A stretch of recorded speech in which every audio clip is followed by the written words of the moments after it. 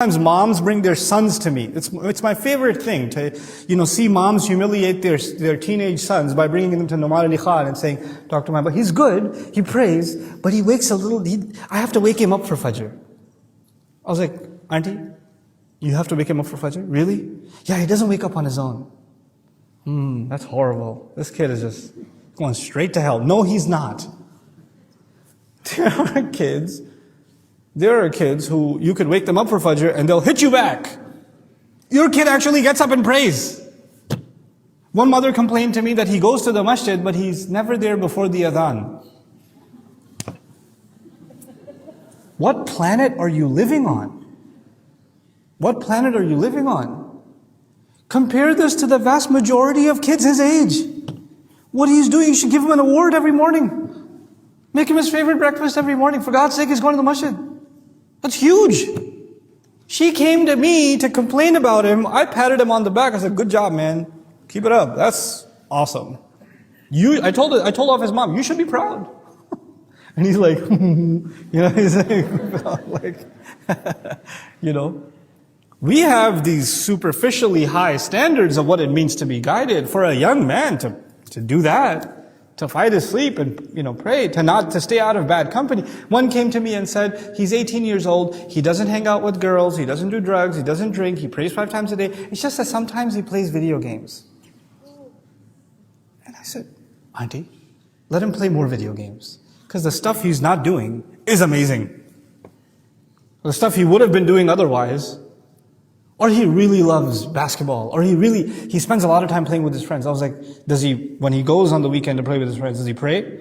Yeah. So let him play. What's wrong with that? Some kid's really happy right now. Then people come to me especially with kids, right? Ustad, I really want your advice on parenting.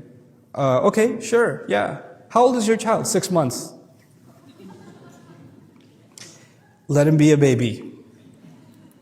I really need your advice on how to teach my child Quran. He's 2 years old. Chill out. He's 2 years old.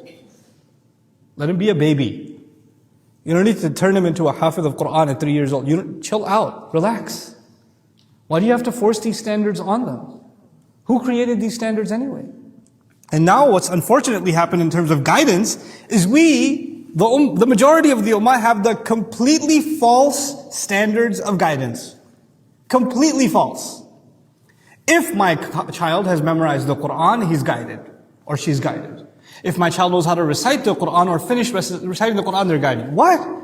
There are plenty of kids that have memorized the entire Quran and they are now in gangs. I know plenty of them in different cities in this country that I can name that are in jail, that are hufaz of Quran. They're in jail. That dealt drugs.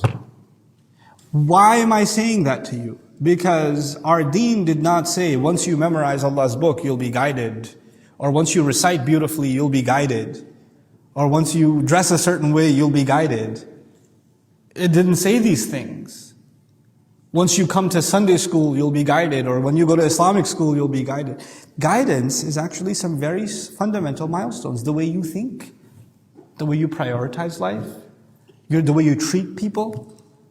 Our guidance fundamentally is first and foremost attitude and some fundamental behavior. That's it. That's guidance.